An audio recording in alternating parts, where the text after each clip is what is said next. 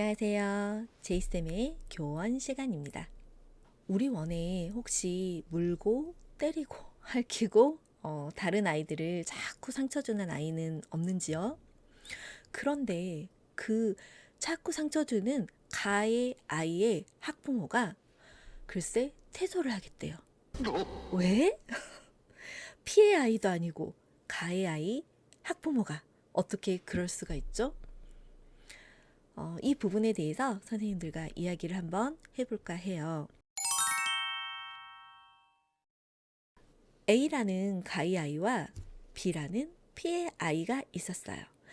A 아이가 자꾸 이렇게 B 아이를 물고 핥히고 상처를 주는 거예요. 그러면 선생님들께서는 어떤 생각을 하시나요? 그리고 어떤 고민을 하시나요? 어떤 학부모에게 먼저 전화를 하시나요? 물론 B 아이에게 먼저 이야기를 하실 것 같아요. 그리고 이 아이가 너무 불쌍하잖아요.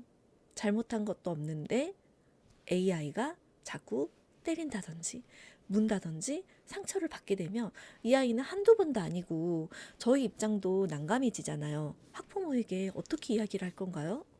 그리고 학부모도 처음에는 아이들이 그럴 수도 있죠 하면서 이해해 주시지만 한 번, 두 번, 세 번 이렇게 반복되면 선생님도 알고 있고 선생님이 분명히 그 아이에 대해서도 알고 있는데 왜 우리 아이만 다치는지 선생님을 원망하시겠죠. 그러다 보면 선생님은 B아이를 조금 더 방어를 해주고 다쳤을 때 B아이 학부모에게 어떤 이야기를 해야 될지 너무너무 고민되시고 그리고 B아이 엄마에게 먼저 전화를 해서 죄송하다고 이야기를 하실 것 같아요.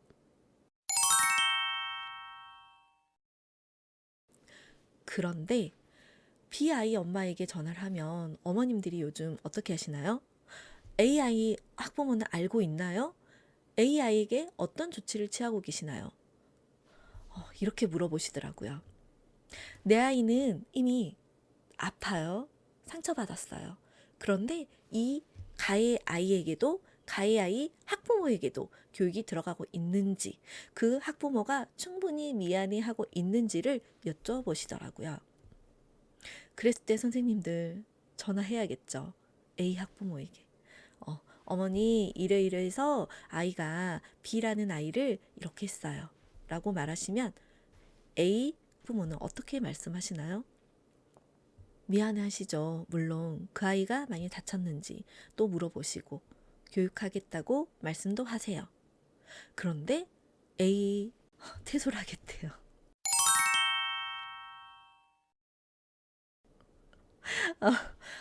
정말 억장이 무너지죠. 어디에서 어떻게 잘못되었을까요? 우리 선생님들 A 아이에게 이제 선생님들께서 이야기를 하실 때 혹시 이르는 형식으로 말씀을 하시진 않았나요? 어머니, 아이가 이래서 이렇게 했대요. 우리는 사실을 이야기한 거지만 엄마 입장에서는 선생님이 보호자로 있고 선생님의 보호 아래 있는데 우리 아이의 특성에 대해서 선생님이 파악이 끝냈음에도 불구하고 아이가 자꾸 그런 행동을 하고 자꾸 엄마에게 이르려고 전화하고 엄마에게 의지하고 엄마 이렇게 해주세요라고 선생님이 말씀하는 것밖에 안 되는 거거든요. 그러면 도대체 선생님은 뭐 하세요? 이렇게 나오시겠죠. 그리고 선생님에 대한 신뢰감이 떨어지고 선생님에 대한 불만이 쌓이고 결국엔 내 아이가 가해를 자꾸 하기 때문에 선생님이 우리 아이를 자꾸 혼내는 건 아닐까? 의심도 들어요. 내 아이에게 부당한 대우를 하는 건 아닐까라는 선생님에 대한 오해를 하시게 돼요. 그래서 결국엔 퇴소를 하시는 거죠. 그럼 어떻게 해야 될까요? A 학부모에게 전화를 하실 때도 선생님이 우선은 죄송하다고 하셔야 될 것 같아요.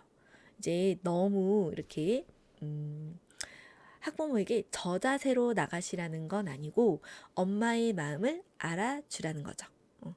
어머니 이렇게 해서 이런 사건이 있었어요.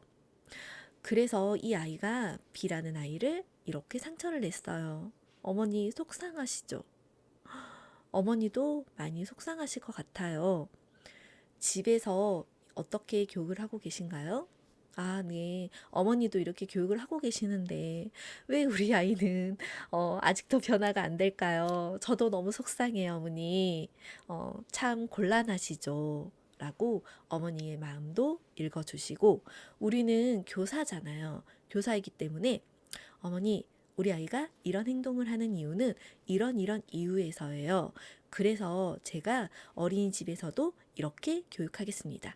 이제 교육이라고 하면 선생님이 이제 항상 일반적으로 말로 지시적으로 알리는 것밖에 안 하시더라고요. 수업에 어떻게 접목을 할 것인지, 또는 상호작용이 일어나도록 선생님이 의도적으로 상호작용이 일어나게 해서 말의 언어를 가르치신다든지, 행동에 대해서 자제를 조금 하신다든지, 어떤 구체적인 매뉴얼을 선생님이 생각을 하시고 학부모에게 전달을 하시면 좋을 것 같아요. 어머니 원에서는 이렇게 하니까 어머님도 집에서는 이렇게 같이 해주세요. 예를 들어 만 1세처럼 말을 하지 못하는 아이, 배우는 시기의 아이가 공격적인 행동을 한다면 선생님들 언어를 빨리 가르치는 게 제일 중요해요. 언어, 부정어를 먼저 가르치셔야죠. 부정어는 아이들이 가장 말을 빠르게 배울 수 있고, 그리고 꼭 상호작용에서 필요한 단어예요. 안 돼, 하지 마, 내 거야, 나도 줄래? 뭐 이런 것처럼 피해 아이에게도 엄마에게도 말씀해 주시면 좋을 것 같아요. 우리 아이가 친구가 물건을 가지고 가려고 했을 때 당하고만 있지 않도록 제가 가, 저리 가, 내 거야 라고 정확하게 자신의 의사표현을 하도록 가르치고 있어요 라고 엄마에게 이야기를 해주시면 돼요. 그러면 선생님이 도대체 뭘 하고 계시는지, 우리 아이를 혼내고만 있진 않는지 이런 오해는 없으실 것 같거든요. 예를 들어 만 2세의 아이인데 말은 할 줄 아는데 자꾸 공격적으로 아이들을 자꾸 때리는 거죠. 이 아이는 노는 거예요. 노는 건데 다른 친구들이 이제 싫어하는 거죠. 그랬을 경우 선생님이 감정 카드라든지 어떤 안전교육 같은 경우 친구가 내 몸에 닿는 게 싫어요 라는 어떤 교육적인 정보를 가지고 아이하고 교육을 하신다든지, 아니면 게임놀이를 하시면 돼요. 게임놀이를 하는데 이제 어디서 봤어요? 훌라후프 있죠.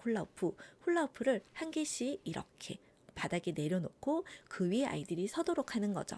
이만큼이 친구와의 거리야. 이만큼은 친구 앞까지 갈 수 있지만 여길 넘어가서 친구를 터치하는 건 하면 안 돼 라고 정확하게 구체적으로 놀이를 통해서 알려주셔도 될 것 같아요. 너무하죠?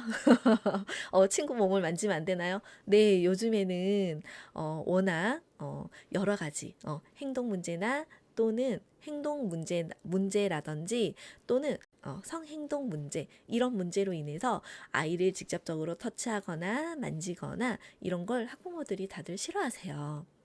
그리고 다른 곳에 가서도 낯선 사람을 만났을 때도 이렇게 터치하는 걸 요즘은 그닥 좋아하지 않는 시대로 가고 있기 때문에 선생님들도 함께 게임을 통해서 알려주시면 좋을 것 같아요. 우리가 만 2세 같은 경우는 몸놀이를 또 특히나 많이 하잖아요. 남자친구들은.